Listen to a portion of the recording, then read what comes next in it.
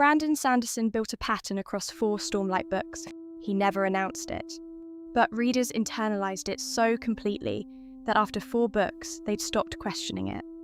And then, book 5 arrived. I had a name for the pattern, and once I named it, everything about the wind and truth controversy clicked into place. Okay, here's how I want to frame it. There's a thing I've been calling, in my head, just to myself, the Stormlight contract. And I think naming it is the only way any of this makes sense. The Stormlight contract. Books 1 through 4 made a very specific set of promises about how this story works. Not explicitly. Sanderson never stood up and said, here's what every book in this series is going to do. But structurally, in the architecture of how each book is built, he established a pattern. And that pattern is a contract. Because after you read 2 books that work the same way, you expect the third to work the same way. After you read 4, you don't even question it anymore. You know the shape of the thing. You've internalized it. And then book 5 walks in and changes the shape. Without announcement. Without warning. Just different. Okay, but what is the contract specifically? Because the books feel different is too vague. What exactly are the terms? The most obvious one is ensemble. Every Stormlight book runs 5, 6, 7 characters with substantial POV arcs in parallel. Not a protagonist with supporting characters. An actual ensemble where the arcs feel roughly equal in weight.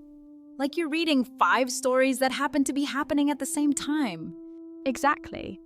And every book has a dedicated flashback sequence. One character, their past, woven throughout as a structural spine. Kaladin in Way of Kings. Shallan in Words of Radiance. Each book literally tells you whose story it is through the flashbacks. Which is also a promise about who the next book belongs to. You finish Oathbringer and some part of your brain is already thinking, okay, whose flashbacks are next?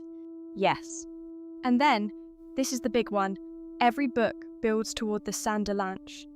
The last quarter where everything that's been building separately suddenly converges. All the threads hit at the same time. You're overwhelmed by events arriving from every direction at once. The thing that made me stand up off my couch. The thing that made you stand up off your couch. And the avalanche only works because of the ensemble. Because you've been running 5 separate arcs for 800 pages, and suddenly they're all detonating in the same 100. And the last piece, the stakes are always world level. Not will this character survive, but will this world survive this specific enormous threat? And Wind and Truth breaks all of that. Wind and Truth doesn't break all of it. That's actually the interesting part. Some of those promises it delivers on.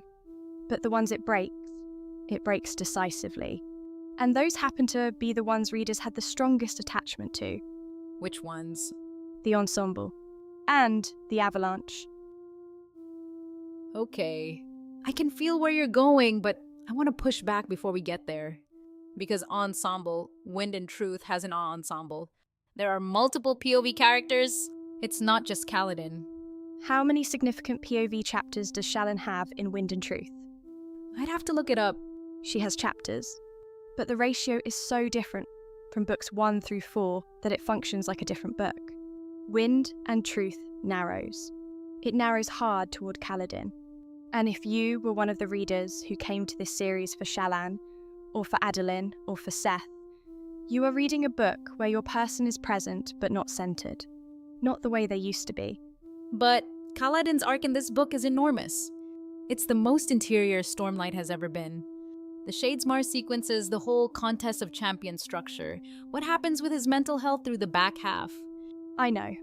And I think that material is genuinely excellent. The Kaladin content in Wind and Truth is some of the best character work Sanderson has ever done. And it came at a cost. The cost was the ensemble. You're saying he chose? I'm saying he chose. And the people who are angry about Wind and Truth are not angry that it's a bad book. They are angry because they signed a contract and then discovered the terms had changed at book 5. I hate that contract is the right word for it. Because it's accurate and it makes me slightly upset at Sanderson, and I don't want to be upset at Sanderson. I know. He's so lovely in his videos and his talks, and he clearly cares about these books so much. He does.